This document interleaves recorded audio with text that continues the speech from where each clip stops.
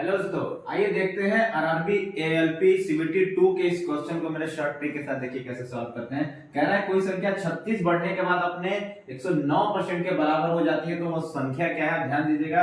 109% या कोई भी संख्या 100 से बढ़ती है, यानी 100 से बढ़कर वो कितना हो गया है, 109% हो गया। तो बताइए कितने परसेंट की वृद्धि हुई है, 9% की वृद्धि हुई है। तो वास्तविकता में बढ़ा कितना है, 36 बढ़ा है, तो 9% की वैल्यू 36 है, तो 1% की वैल्यू कितना हो जाएगी, 4 हो जाएगी। हमें 100% चाहिए, तो बताइए 100% की वैल्यू कितना, क्या 400 हो जाएगी। ऑप्शन सी इसका राइट आंसर हो जाएगा।